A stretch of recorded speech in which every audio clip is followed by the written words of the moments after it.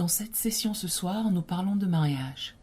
J'espère que nous n'offenserons personne, mais nous ne serons ni graphiques ni vulgaires. D'accord ?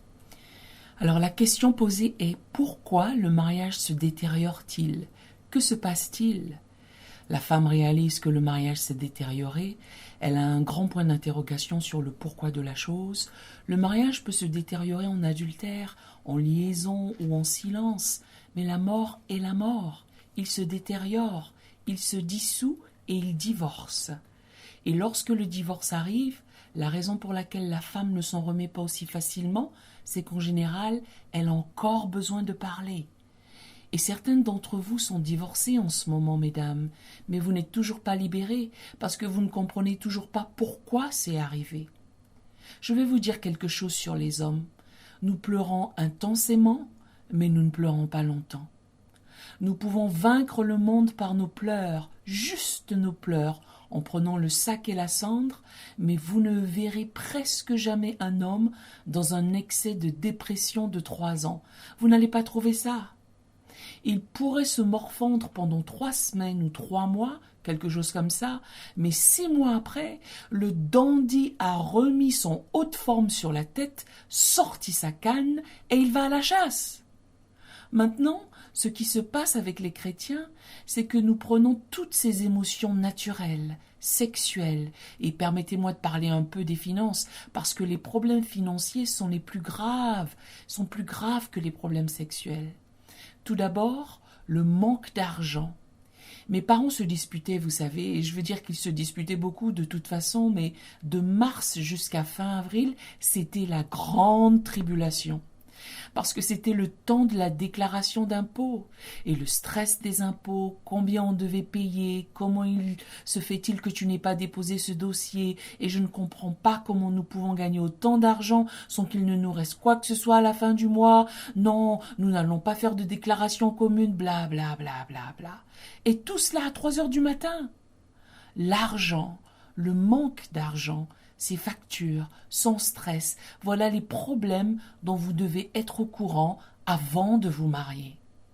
Laissez-moi vous donner un cours accéléré dans la réalité. Quoi que vous fassiez, vous vous mariez inévitablement à la famille de l'autre. Permettez-moi de vous dire pourquoi. Parce que si vous l'aimez et qu'elle rentre à la maison en pleurant à propos de son frère, devinez qui va essayer de l'aider. Et si elle m'aime et que je vienne pleurnicher à propos de ma sœur, elle ne peut pas divorcer de tout ce que j'aime, parce qu'elle m'aime moi. Et que nous voulions être connectés ou non, nous devenons fondamentalement connectés. C'est vrai, croyez-moi, c'est la réalité. La chose suivante est que si nous avons eu le malheur de ne pas être purs avant notre mariage, après le mariage, lorsque je l'entoure de mes bras, j'entoure de mes bras tout ce qu'elle a pris dans ses bras avant moi et vice-versa. Parce que toutes ces opinions et attitudes concernant l'intimité, la sexualité et tout le reste sont basées sur les expériences passées, tout comme les miennes. Donc, que nous le voulions ou non, nous apportons un passif dans le mariage. Parce que tout ce que j'aime, tout ce que j'apprécie et tout ce que je ressens, tout ce dont j'ai besoin ou tout ce qui me touche est basé sur ce que j'ai vécu auparavant. La plupart des hommes, c'est énorme, mais la plupart des hommes, et laissez-moi vous expliquer, ma femme et moi n'avons pas planifié cette session, vous savez, elle ne savait pas qu'on l'aurait jusqu'à ce qu'on aille dans mon bureau et c'est là que je lui ai dit que nous allions faire ceci et cela et c'est la raison pour laquelle c'est moi qui parle le plus, parce que j'ai tout cela en tête, mais je vais vous laisser nous poser quelques questions à tous les deux plus tard. Donc, je disais que la plupart des hommes ont un certain type de femme avec qui ils jouent et un certain type de femme qu'ils épousent. Mesdames, certaines ici se font mener par le bout du nez. Mais il ne vous épousera jamais, parce que vous avez déjà prouvé que vous faisiez partie de la catégorie des femmes avec lesquelles on joue, et pas celle qu'on épouse. Et je me fiche de quel genre de toutou il n'épousera pas celle avec qui il joue, parce que vous vous êtes défini comme un jouet pour un garçon. Maintenant, de l'autre côté, Quand il trouve celle qu'il veut épouser, messieurs, nous l'épousons parce qu'elle est adorable, et elle est ceci, et elle est cela, et tout ce que vous trouvez attrayant. Mais après un certain temps, elle commence à vous ennuyer, monsieur, et vous voulez qu'elle devienne le jouet. Maintenant, regardez ce que la plupart des gens font. Vous avez tous ces problèmes et vous allez à l'église où vous tapez des mains et dansez avec vivacité. Et nous, prédicateurs, nous avons aidé à créer ce problème parce que nous vous disons de vous libérer par des cris en louant le Seigneur et en tournant sur vous-même 3 fois par jour. Mais après avoir fait tout cela, vous devez quand même rentrer chez vous et faire face à la même situation que vous aviez laissée. Et tous les alléluia du monde ne changeront pas ce problème dans votre vie. Et cela devient un problème majeur que vous enterrez sous une pseudo-spiritualité. Alors vous commencez à devenir vraiment profonde dans l'esprit et dans l'église et vous vous baladez disant que vous êtes ointe, que le Seigneur vous a appelé à une consécration, que vous devez être en permanence dans l'esprit, donc vous n'avez pas le temps de nettoyer votre maison parce que vous êtes trop spirituel, vous ne pouvez plus cuisiner, vous ne pouvez plus avoir de relations intimes et vous ne pouvez plus faire ce qui l'a attiré vers vous en premier lieu parce que maintenant vous êtes tellement rempli d'esprit. Alors vous rentrez chez vous, parlant du service exceptionnel que vous avez eu à l'église, que Bishop Jakes a dit ceci, Bishop Jakes a fait cela, et la dernière chose qu'il aimerait voir est une maison sale, pas de sexe, pas de nourriture, et vous entendre parler d'un autre homme.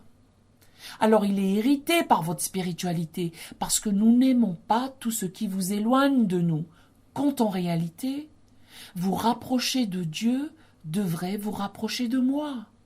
Vous comprenez ce que je dis? Puisque Dieu a conçu et orchestré notre amour, plus vous en avez pour lui, plus vous devriez en avoir pour moi. Parce que quand Dieu s'est préparé à me faire un cadeau, c'était toi. Écoutez, pour certains hommes, un repas chaud est important. Il y a des hommes qui s'en moquent. Mais quel genre avez-vous? Si vous avez un monsieur pizza domino, c'est bien. Mais si vous épousez monsieur biscuit chaud et pomme confite, au moins essayez.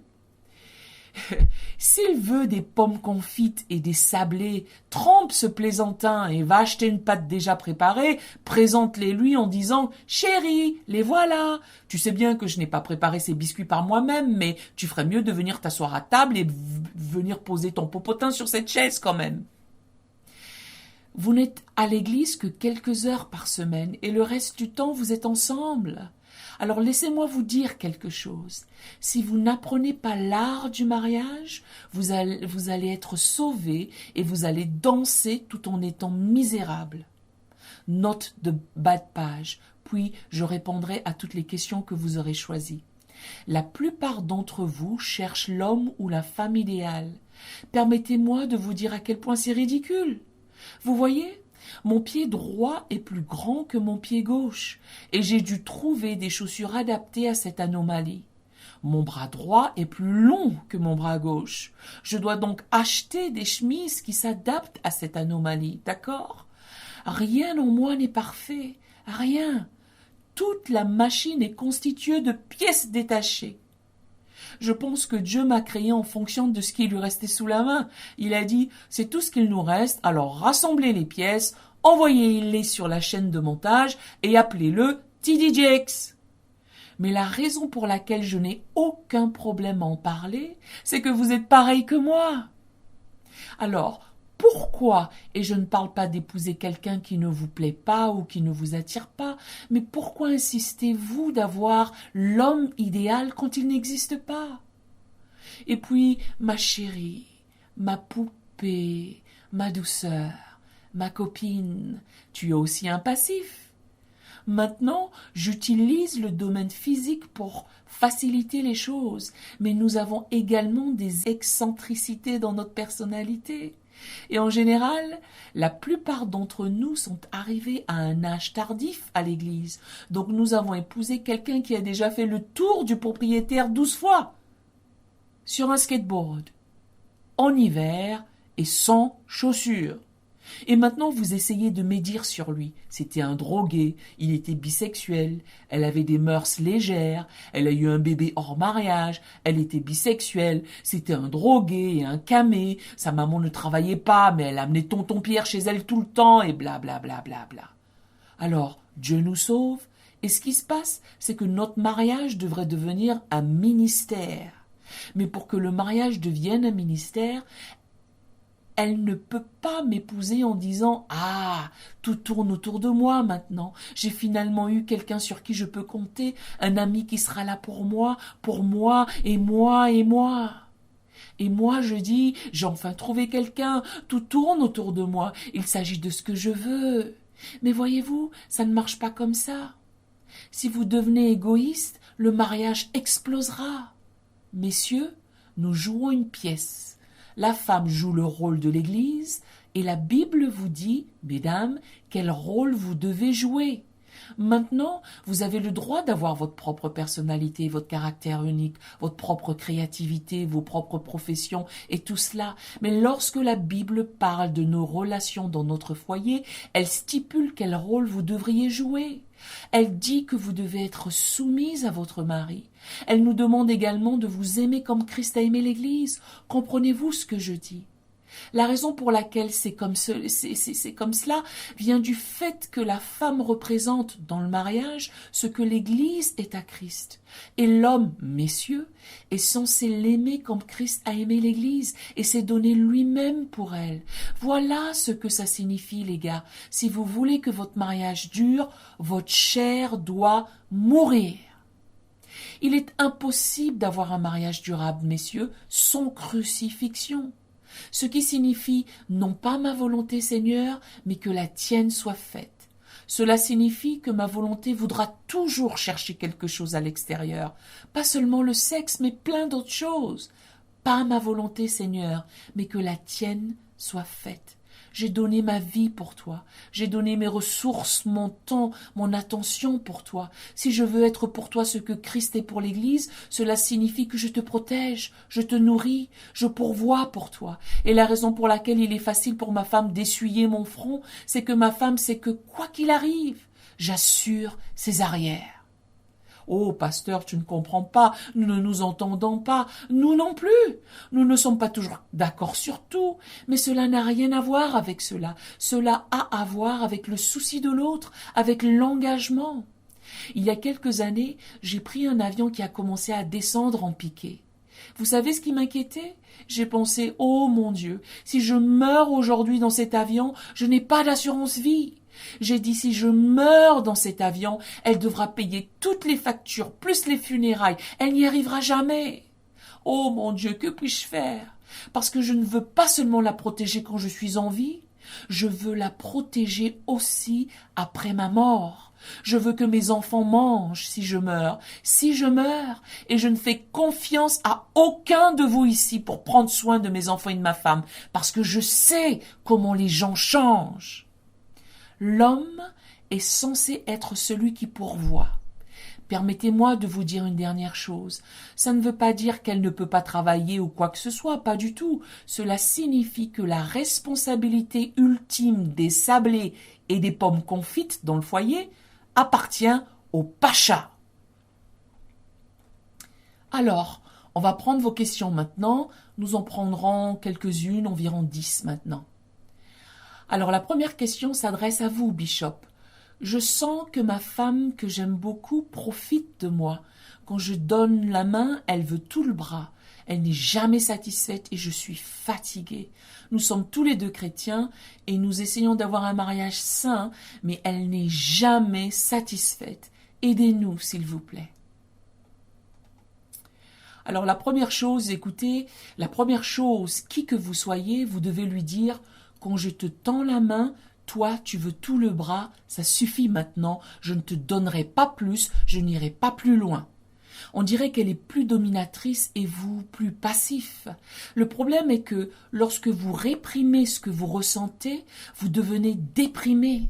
Lorsque vous devenez déprimé, en général, les personnes qui répriment ce qu'elles ressentent deviennent déprimées et font des dépressions nerveuses. Quand ils éclatent, ils explosent vraiment et deviennent incontrôlables. Ce frère dit « Je suis fatigué », ce qui est une déclaration dangereuse venant d'un homme. Quand les hommes parviennent à un point où ils disent qu'ils sont fatigués, il faut faire attention.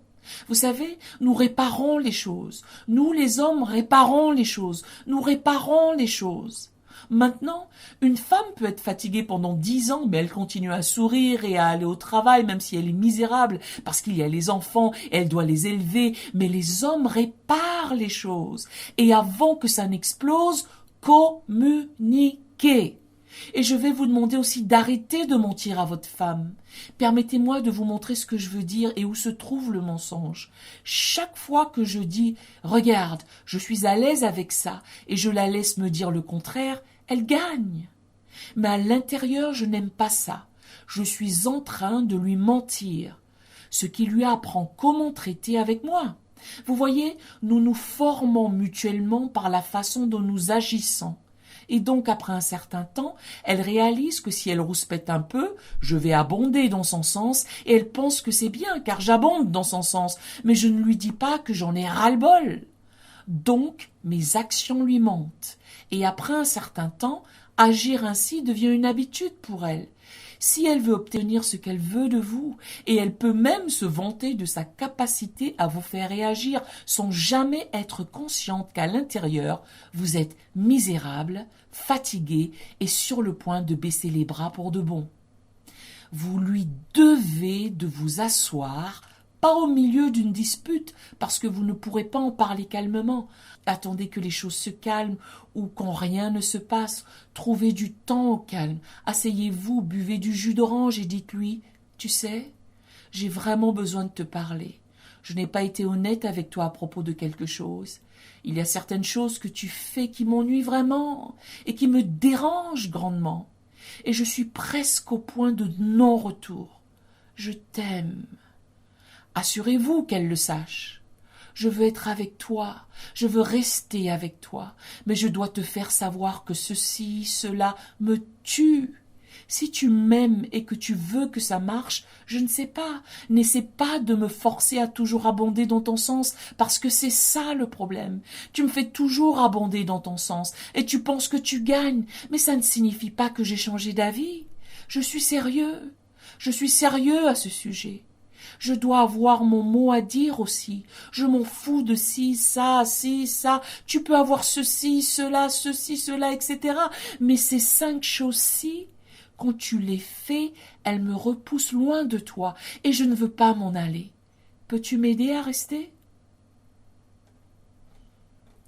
Question suivante. Cela s'adresse à la première dame. Que faites-vous lorsque votre mari n'est pas sauvé et qu'il désire danser sur de la musique profane? Est-il acceptable d'aimer Dieu et vouloir ou avoir à réaliser les désirs de son mari? Eh bien, tout d'abord, s'il n'est pas sauvé, c'est qu'il n'est pas régi par les lois de Dieu. C'est le premier point.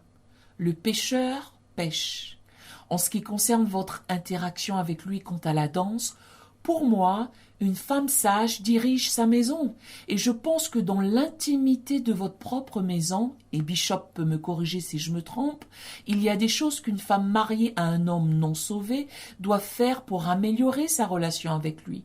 Et parfois, vous devez écouter de la musique profane, ou regarder un match, ou faire des choses qu'il aime pour que, quand viendra votre tour de lui dire « Allons à l'église », il sera un peu plus disposé à vous écouter. Mais mon pasteur va vous dire ce qu'il faut faire. Très bien. Tout ce que je ferai, je pense que c'est 1 Pierre 3:1, où il commence à parler de la façon dont la femme mariée à un homme non sauvé est capable de le gagner sans un mot par sa conduite et sa manière de vivre chaste et réservée. Et je pense que souvent ce qui se passe dans la relation, c'est que vous la commencez d'abord, et cela très souvent dans des circonstances mondaines. Puis vous êtes sauvé et maintenant il est marié à une étrangère, et il veut votre attention, il veut votre affection.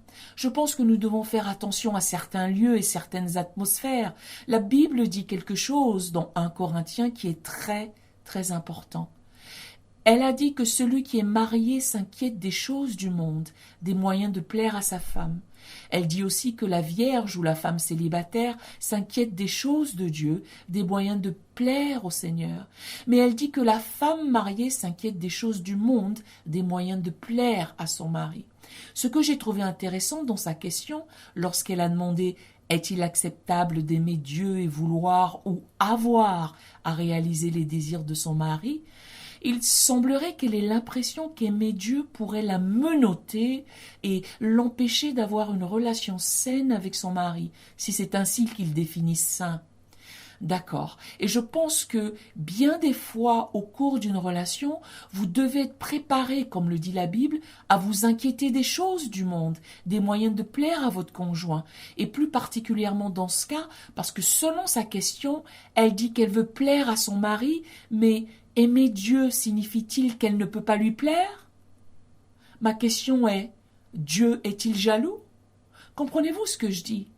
Mais est-ce que Dieu est jaloux de votre mari? Non. Dieu est-il jaloux de ma femme? Non. Et pourquoi pas? Parce que c'est lui qui me l'a donné. Si je donne un manteau à Jacques et qu'il l'aime bien, serais-je jaloux alors parce qu'il aime ce que je lui ai donné? Serais-je jaloux parce qu'il a pris soin de ce que je lui ai donné? Serais-je jaloux parce qu'il a mis en valeur ce que je lui ai donné? Maintenant, lorsque vous sortez du mariage, vous faites face à un problème complètement différent.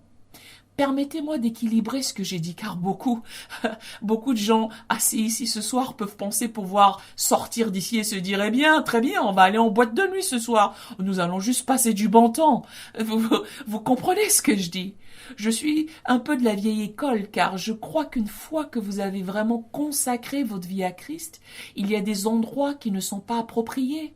Cela ne veut pas dire que si j'y vais, le Saint-Esprit va sauter par la fenêtre. Non, il m'est arrivé à moi, pour des raisons professionnelles, de m'être retrouvé à l'occasion dans de telles situations. Ou par exemple, si ma femme et moi partons en vacances, nous nous aimons, mais il serait difficile pour moi de dire que je ne peux pas la charmer ou la tenir dans mes bras et danser avec elle. Nous avons 5 enfants, ça veut dire que nous avons bien fait quelque chose. Cependant, je ne suis pas sûre que ce soit l'image que je souhaite laisser au monde entier. Ce n'est pas tant une question de savoir si c'est illégal, plutôt se demander si c'est approprié. Et si oui, dans quelles circonstances? Cela a-t-il du sens pour vous? Autre question. Je me suis séparée de mon mari pendant un certain nombre d'années, et quand je suis partie, sa nouvelle copine a emménagé chez moi. Nous n'avons pas divorcé et il est toujours avec cette femme, mais il dit qu'il veut que l'on se remette ensemble. Je veux retrouver ma famille. Il n'est pas sauvé, que dois-je faire? Écoutez, c'est très simple et facile. Lancez-lui un scud. Non, je plaisante, je n'irai pas jusque-là, mais je veux dire ceci. S'il voulait être avec vous, il ne serait pas avec elle. Les hommes ont la fâcheuse tendance à vous aimer juste assez pour vous maintenir dans l'expectative. Et tu dois pouvoir additionner les choses pour en arriver à une conclusion et dire « Attends une minute, chérie, tu ne veux pas être avec moi, n'est-ce pas ? Parce que c'est très simple. Si tu veux être avec moi, tu la quitterais et tu viendrais avec moi. Mais je vais te faciliter la tâche. Si tu ne t'éloignes pas d'elle, je te veux, je t'aime, tu dis que tu m'aimes, et c'est génial, mais laisse-moi te dire quelque chose. Si tu ne fais pas sortir Hélène, je veux dire dehors, à l'extérieur de chez moi, avec ses bagages hors de chez nous, disons à midi, je vais bien voir que tu n'es pas sérieux. Et enfin, je pourrai commencer mon processus de guérison, commencer mes pleurs et mon processus de deuil, ensuite celui de ma colère, puis celui de ma frustration, me réhabiliter, aller à Potter's House, leur demander de m'imposer les mains, chasser tout ça hors de moi, me nettoyer, me reprendre, recommencer à vivre ma vie, car que tu le saches ou non, Henri, je suis précieuse, je suis quelqu'un, et c'est toi qui perds mon coco. Je te dis, je te le dis. Et si vous ne savez pas quoi lui dire, moi, je vais écrire cette lettre à votre place, et vous allez juste y apposer votre signature. Enfin, je plaisante. Je peux dire que c'est une chose douloureuse, en particulier pour beaucoup de femmes. Il y a beaucoup de douleur parce qu'elles l'aiment. Elle l'aime. Elle l'aime. Elle l'aime. Le deuxième point est qu'elle a besoin d'être aimée. La femme doit être aimée. Vous avez été créé pour être aimé, mais ce besoin d'être aimé peut être très très dangereux, parce que si vous commencez à vous vendre pour le sentiment d'être aimé, vous commencerez à faire des compromis après un certain temps. Eh bien, si je peux t'avoir le week-end prochain, le jour après les vacances, si tu viens me voir de temps en temps, tu peux rester avec elle. Tout cela abaisse et diminue votre estime de soi encore plus bas. Plus bas, plus bas, plus bas. Beaucoup de femmes le font. Et les hommes apprennent que vous le faites. Donc, nous apprenons aussi que nous pouvons avoir de la crème glacée, des gâteaux et du pudding à la banane, et tout ça, entrer et sortir à notre guise pour trouver d'autres verts pâturages, et vous devez lui donner un cours intensif sur la réalité et lui dire que c'est fini. Laissez-moi aller plus loin. Certains d'entre vous compromettez vos enfants pour avoir quelqu'un chez vous. Vous amenez quelqu'un dans votre maison et vous dites à vos enfants « c'est un oncle, c'est un ami », juste parce que vous avez besoin d'être aimé.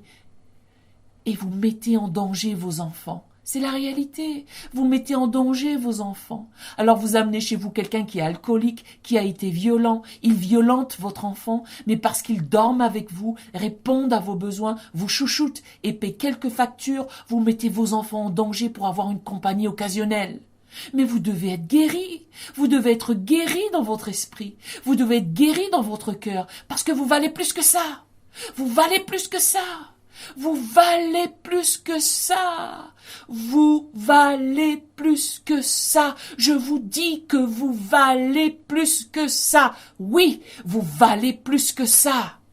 Cela n'en vaut pas la peine. Et ça, ce n'est pas vous aimer. Vous emprunter n'est pas vous aimer. Dormir avec vous n'est pas vous aimer. Vous avez été créé pour être aimé, être chéri et être nourri.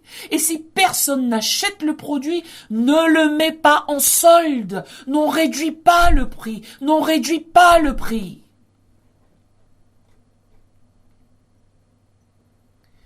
Alors cette question est essentiellement une question d'homme, Bishop. Qu'en est-il du changement qui s'opère en l'homme entre 35 et 50 ans? Ah, ah, ah, ah. Alléluia, oh là là, la crise de la quarantaine, cinquantaine, oh là là. Vous savez, les femmes sont beaucoup plus instruites sur elles-mêmes et leur corps que les hommes. La plupart des hommes ne savent absolument rien de leur corps. Ils ne lisent rien sur leur corps, ils ne parlent pas de leur corps, nous ne parlons pas de nos corps, nous ne parlons pas de notre sexualité entre nous, nous communiquons à peine avec nos conjoints à ce sujet. Vous ne le voyez pas dans les magazines, vous ne le voyez nulle part. Les femmes, elles, ont des magazines et c'est partout en première page. Si vous transpirez trop, voici ce qu'il faut faire. Si vous avez des bouffées de chaleur, etc. Et vous savez, elles ont toutes sortes de ressources. En plein milieu de votre dîner, la pub vous parle de serviettes, de tampons. Je veux dire, tout est au grand jour. Non mais c'est vrai, je veux dire, c'est à la télé, c'est partout. Les hommes ne parlent pas de ça. Vous ne voyez aucun homme dire « Vous savez quoi, j'ai un problème d'impuissance. Je n'ai jamais vécu cela auparavant dans ma vie, mais depuis 6 mois environ, bla bla bla bla. » Avez-vous vu des publicités comme ça à la télé? Pensez-vous que ça ne nous arrive pas? Bien sûr que ça nous arrive. Laissez-moi vous dire quelque chose. Ça arrive à la nation entière et ça arrive aussi dans cette pièce. C'est un problème. L'éducation aide à découvrir ce qu'est la crise de la quarantaine, ce qu'elle fait, ce que nous traversons physiquement, ce que nous traversons émotionnellement. Si vous vous trouvez soudainement claustrophobe dans un mariage que vous appréciez d'habitude et que la personne avec laquelle vous êtes commence soudainement à vous énerver, que vous êtes dans cette tranche d'âge, ne prenez pas de décision hâtive basée sur un sentiment temporaire. Si tout d'un coup vous regardez Hélène et qu'elle a l'air vieille, ennuyeuse et fatiguée, que récemment vous avez enterré 2 ou 3 personnes, que vous vous rendez compte, monsieur, que vous êtes sur le point de mourir et que vos cheveux commencent à tomber, que vous perdez vos dents, et lorsque vous vous regardez dans le miroir, vous remarquez que ce qui pointait vers le haut maintenant regarde vers le bas.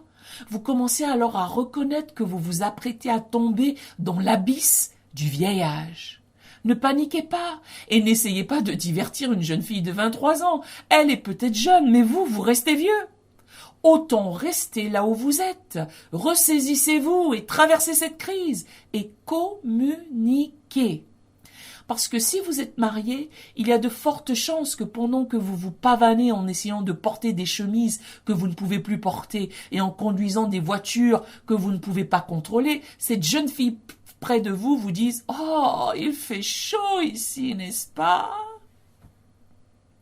Je décris la crise de la quarantaine comme étant assez âgée pour que vos enfants vous effraient à mort et la période où vos parents meurent et vous voilà coincés entre les deux.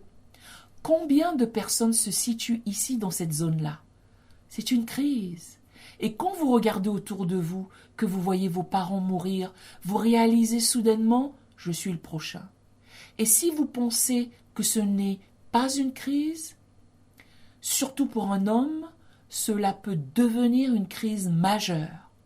Donc, si le costume classique commence à se transformer en veste rouge, que l'on porte des lunettes de soleil en décembre, il est en plein milieu de cette crise. Attache ta ceinture de sécurité, ma fille. Tu vas passer une mauvaise passe. Nous espérons de tout cœur que ce message changera votre vie. N'oubliez pas de le partager pour qu'il en change bien d'autres. Merci de vous abonner et que Dieu vous bénisse.